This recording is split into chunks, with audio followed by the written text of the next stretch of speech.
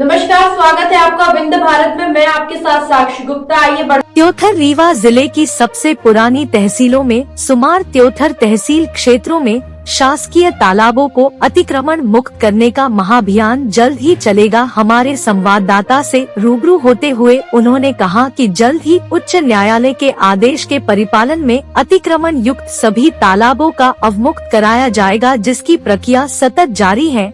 शीघ्र ही बड़ी कार्यवाही सुनिश्चित की जाएगी। तहसीलदार राजेश तिवारी द्वारा यह भी बताया गया कि हमारे महाअभियान के दूसरे स्टेप पर सरकारी जमीनों को संरक्षित करने की कार्यवाही शुरू होगी, क्योंकि ज्यादातर शासकीय तालाबों पर अतिक्रमण है।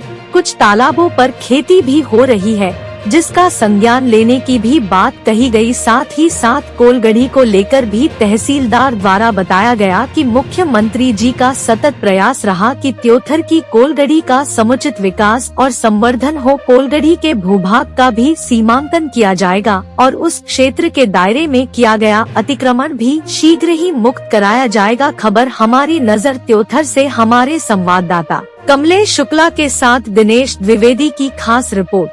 सर, बार बार प्रायः ये देखने में आ रहा है कि उच्च न्यायालय का एक दिशा निर्देश रहा है, बीच में भी नोटिस जारी हुई, जो तालाब है इस क्षेत्र में जो गवर्नमेंट लैंड है वो अतिक्रमण युक्त है। लेकिन सर, इस पर नोटिस जारी हो गई, लेकिन विधिक कार्रवाई अब तक नहीं हो पाई। क्या समस्या आ रही है सर? नहीं, विधिक कार्रवाइयाँ हम चालू करेंगे इसमें भी। अभी क्या है कि महाअभियान में इस चीज़ को हमने शामिल नहीं किया है, अतिक्रमण हटाने की कार्रवाइयों को।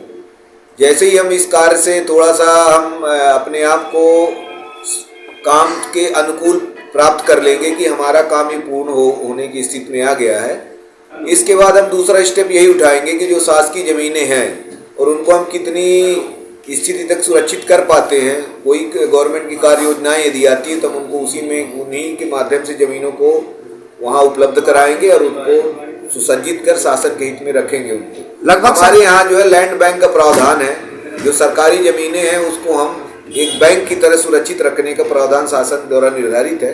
हम उस पर आगे काम शुरुआत कराएंगे इसमें। सर, तालाबों के संदर्भ में उनकी सुंदरीकरण की भी बातें हो रही, लेकिन सर जो है तालाबों का सुंदरीकरण, कुछ तालाब तो ऐसे है सर जहाँ पर लोग खेती करना प्रारंभ कर दिए हैं।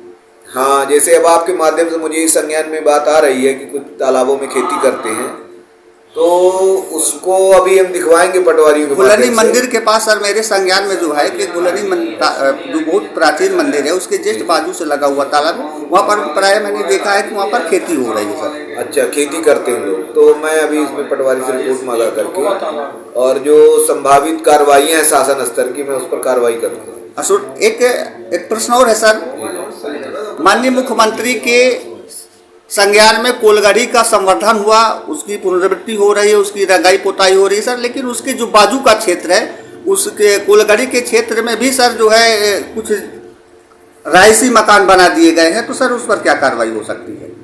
अभी जो कोलगढ़ी जिसके लिए तहसील को ज़्यादा नाम मिला है कि यहाँ पर एक कोलों की गढ़ी थी, उस संदर्भ में पूर्व मुख्यमंत्री द्वारा और वर्तमान मुख्यमंत्री के जो निर्देश प्राप्त है उसी के अनुरूप इसमें पुरातत्व विभाग को सौंप दी गई है। लगभग कितने मीटर की सर वहाँ से खाली कराया जा सकता है कोलगढ़ी के आसपास? जितना क्षेत्रफल होगा उसका। अभी तो वो जो खंडहर नुमा एक स्ट्रक्चर था उसको सुसज्जित करने का कार्य जारी है। इसके बाद उसका जो कुल क्षेत्रफल है उसको भी हम चिन्हांकित कराएंगे और चिन्हांकित कराने के बाद शासन के जो निर्देश प्राप्त होंगे उस पर आगे कार्रवाई कराएंगे।